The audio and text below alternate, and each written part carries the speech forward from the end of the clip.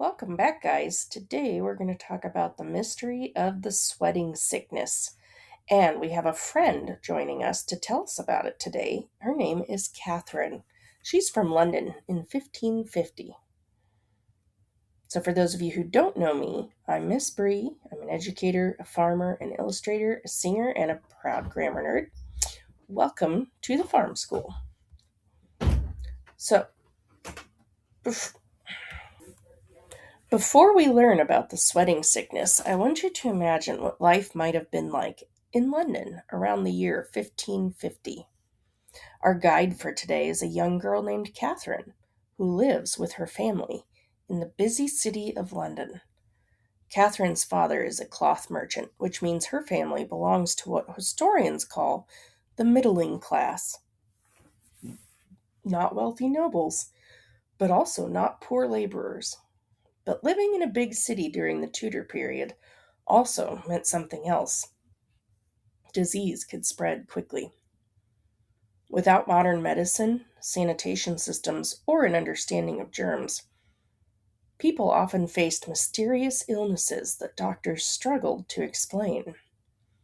One of the most frightening of these illnesses was called the sweating sickness.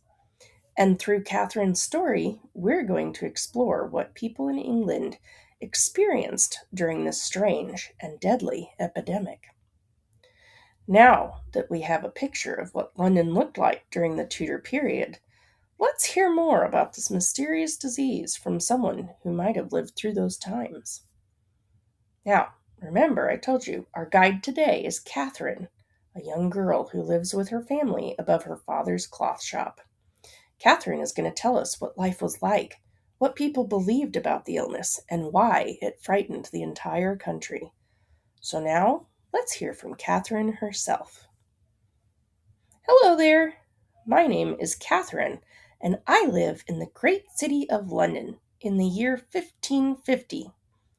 Before I tell you about the sweating sickness, let me tell you a little about my home. London is a lively city filled with merchants, craftsmen, and travelers from many places. Every morning the markets fill with people buying bread, meat, cloth, and spices. My father is a cloth merchant, so we are neither rich nor poor.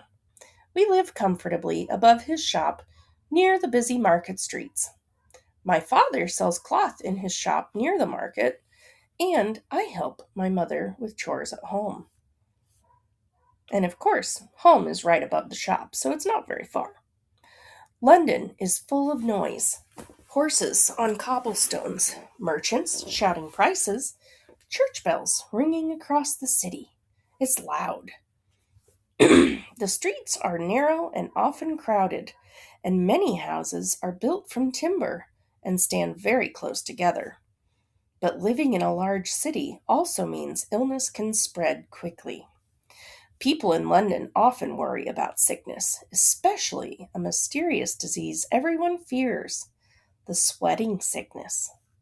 For many years, people in England have whispered about a terrible illness called the sweating sickness. No one truly understands it, and when it appears, it can kill you within a single day.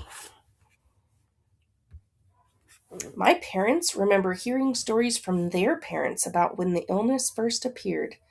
They say it began in the year 1485, when King Henry VII took the throne, after a great battle called the Battle of Bosworth Field. Since then, the sickness has returned again and again. Each time it comes, people grow terrified because no one knows where it comes from or how to stop it.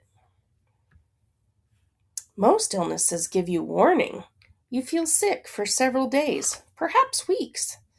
But the sweating sickness is different. Someone may be perfectly well in the morning, and by nightfall they are gone. Even more frightening, if someone survives the illness once, they still can catch it again later. Because of this, everyone in London watches for the first signs with great worry. People say the illness begins with a strange feeling of dread. Some say it feels as if danger is approaching. Then the body begins to shake with cold chills. Soon there is dizziness and terrible aches throughout the body. By this point, families begin to panic because they know what might come next. A learned doctor named Master John Caius has studied the illness carefully. He says the sickness has two stages. First comes the cold, shaking, and chills. Then, suddenly, the body becomes hot and drenched with sweat. The sweating is so strong that clothes and bedding can become soaked. During this stage, the body weakens very quickly, and many people do not survive it. Some who fall ill say the worst part is the feeling that they cannot breathe properly. Their chest feels tight, and they struggle to draw air into their lungs. Some doctors believe the sickness may attack the heart and lungs, although no one really truly knows. Without proper medicine, there's very little anyone can do. One strange thing about this illness is that it seems to strike certain people more than others. It does not seem to matter whether someone is rich or poor. Lords and laborers alike have died from it. Yet it seems to affect grown men, especially those in their 30s and 40s. Curiously, children like me are rarely sickened by it, which is kind of a relief, but that does little to comfort us because our fathers, brothers, and neighbors remain in danger. I'm always scared for my dad. When the sickness arrives, London changes. The busy streets grow quiet. Shops close their doors. People avoid crowded markets and gatherings. Some say the illness is punishment from God for the sins of the kingdom. Others say it comes from foul air drifting through the streets, but no one really truly knows. Many people have tried to explain the sweating sickness. Some believe the air itself is poisoned. Others say dirty water or poor sanitation may cause the illness. Some claim soldiers returning from wars brought the disease with them. But every theory leaves questions unanswered.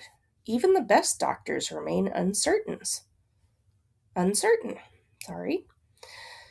Centuries after my time, scholars and scientists continued to investigate the mystery of the sweating sickness.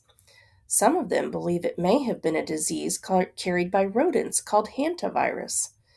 Others think that contaminated animal products could have caused anthrax poisoning. Yet none of these ideas fully explains what happened. The truth may remain hidden in history. My mother remembers the terrible outbreak of 1528. She was young, but she remembers it. The sickness spread across England faster than anyone had seen before. Whole towns became quiet as families stayed indoors, hoping to avoid the illness. Many thousands died during that terrible year. Now, in my own lifetime, whispers say the illness may be returning again. I'm afraid. The most recent outbreak has begun in the town of Shrewsbury. People fear it may spread across England once more.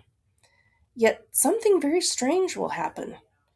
After this outbreak, the disease will vanish completely and never return.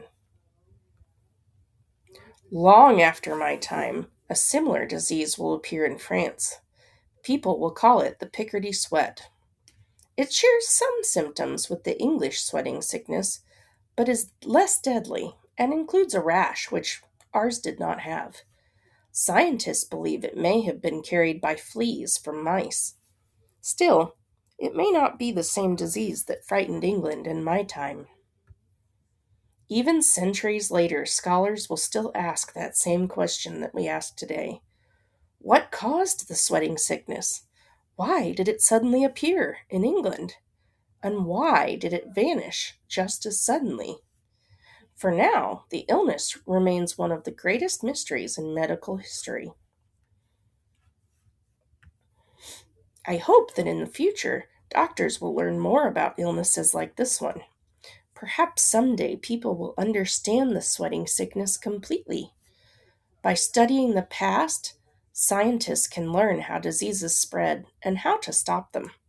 And maybe The fears of my neighbors and family, the fears that they live with today, will someday be only stories in history books. Thank you guys for listening to Catherine's story. Life in Tudor England was very different from life today. People did not yet understand germs, viruses, or how diseases spread. Doctors had very limited tools to diagnose or treat illnesses, and many epidemics seemed mysterious and terrifying. The sweating sickness is one of the most fascinating medical mysteries in history. Even today, scientists are still trying to determine what caused it and why it disappeared so suddenly after 1551.